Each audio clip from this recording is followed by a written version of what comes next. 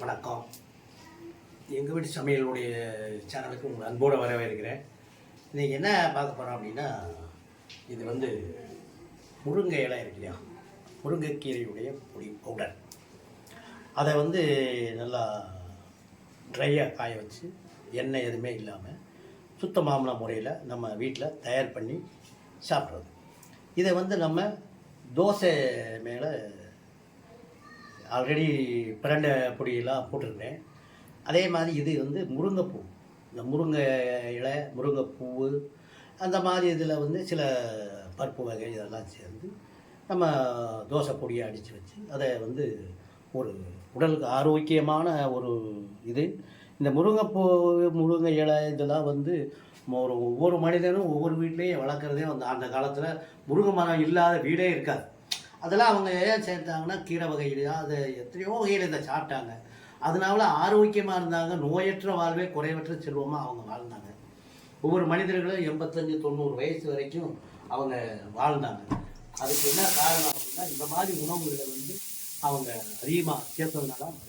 வாங்க நம்ம தோசை பாருங்க. அப்படின்னா கல் காஞ்சிருச்சு, நைட்டு கல் காஞ்சிருச்சு.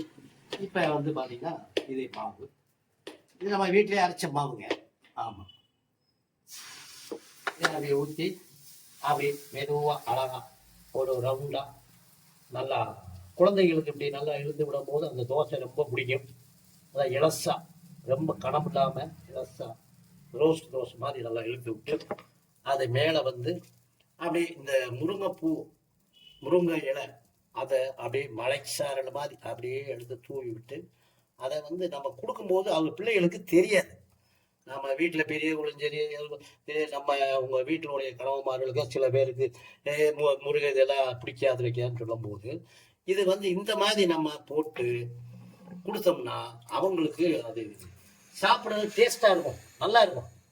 அப்படியேமோ இதை விட்டுட்டு மேலே எண்ணெய் அப்படி இலசா அப்படி அழகா கொஞ்சமாக அப்படி மேலே விட்டு அப்படி விட்டுட்டு நம்ம அந்த தோசை பரட்டி இருக்கு இல்லையா, குறிப்பு இதை வச்சு அப்படி நல்லா அப்போதான் இந்த பவுடர் உள்ளே அபகிக்கணும். ரெண்டா புரட்டும் போது பவுடர் கீழே விழுகும். இந்த பொடி இதுக்கு தான் அப்படியே வச்சு அமைக்கி விட்டுறது.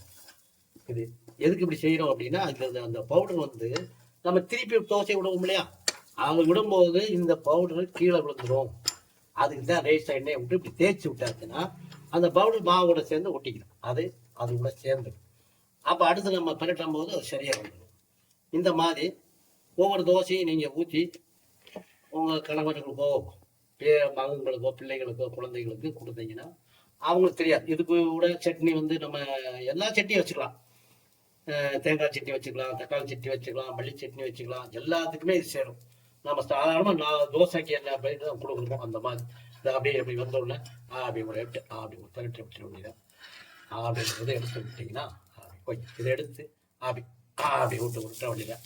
விட்டிங்கன்னா அது வாட்டில் அழகா இல்லையா, நல்லா உங்களுக்கு கலர் கிடைக்குதா. இது இன்னும் கொஞ்சம் விட்டால் இந்த மாதிரி கலர் வரும்.